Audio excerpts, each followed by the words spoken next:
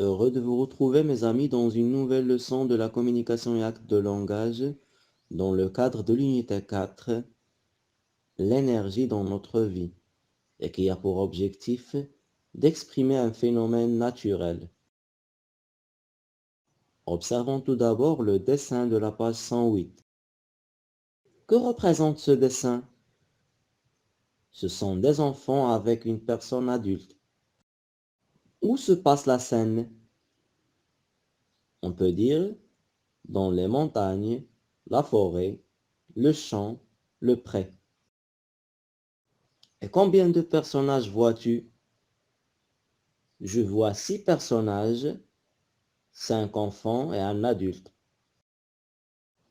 Et qui peuvent-ils être? Ce sont des élèves avec un professeur ou bien des enfants avec un ingénieur? À ton avis, de quoi parlent-ils? Ils peuvent parler des éoliennes. Et afin d'évaluer nos réponses, il est temps de lire le dialogue. 3 enfants et 2 filles avec un ingénieur au pied d'une éolienne. L'ingénieur. Mes enfants, je suis prêt à répondre à vos questions au sujet du vent comme phénomène naturel. Élève 1. Nous voudrions savoir qu'est-ce qu'un phénomène naturel? L'ingénieur. Un phénomène naturel est quelque chose qui se produit dans la nature. Par exemple, le vent, les inondations, les séismes. Élève 2. Merci, monsieur. Nous voudrions savoir quel est le rôle du vent. L'ingénieur. Bien sûr, le vent a plusieurs rôles. Elle sert à produire de l'énergie. Élève 3. Comment? L'ingénieur. Cette éolienne produit de l'électricité grâce au vent. La force du vent fait actionner les pales, qui font tourner un générateur qui produit de l'électricité. Fille 2. Et quoi encore, s'il vous plaît? L'ingénieur. La force du vent fait avancer des bateaux à voile et aide les avions au décollage. Fille 2. Quels sont les inconvénients du vent?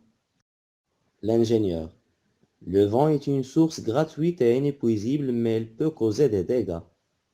Causer des tempêtes, déraciner des arbres, tuer des animaux, créer des érosions.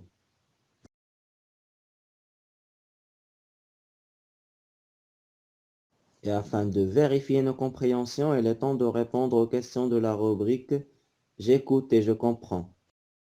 La première question, qui pose les questions? Ce sont les enfants qui posent les questions. La deuxième question, qui répond aux questions? C'est l'ingénieur qui répond aux questions.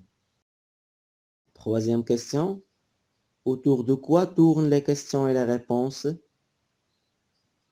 Autour du vent.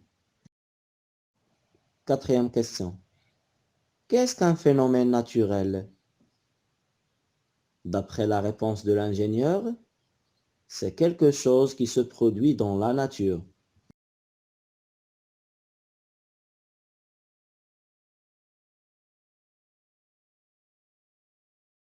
Cinquième question, quels sont les rôles du vent? Elle fait tourner les palmes, fait avancer les bateaux, aide des avions au décollage. Dernière question, quels sont les inconvénients du vent? Elle peut causer des dégâts, causer des tempêtes, déraciner des arbres, tuer des animaux, créer des érosions. Et s'agissant de la rubrique J'exploite, il est demandé d'observer l'image et d'expliquer comment ces appareils produisent de l'électricité. Quel phénomène naturel exploite-t-il? Une éolienne transforme l'énergie de la force du vent en énergie électrique. L'électricité produite est acheminée par un câble électrique souterrain jusqu'au poste de l'entreprise distribuant l'électricité. Cette énergie mécanique éolienne a été utilisée au cours des âges pour pomper l'eau ou mordre le grain. Elle est utilisée maintenant pour produire l'électricité. Comme il est demandé d'observer la 12e image et d'expliquer comment on produit de l'électricité avec un tel ouvrage, quel phénomène naturel exploite-t-il? Et comme réponse, je vous propose l'énergie hydraulique est une forme d'énergie renouvelable qui exploite l'eau des barrages. C'est une énergie électrique produite grâce à l'énergie hydraulique, c'est-à-dire fournie par le mouvement de l'eau. Et on conclut notre séance avec la rubrique Je réinvestis, dans laquelle il est demandé d'observer cette image et d'expliquer comment on produit l'électricité, quel phénomène naturel exploitant ici.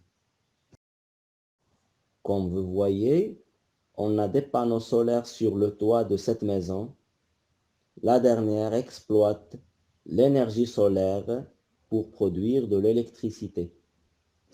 Et donc on peut dire que l'énergie solaire est une source d'énergie qui dépend du soleil.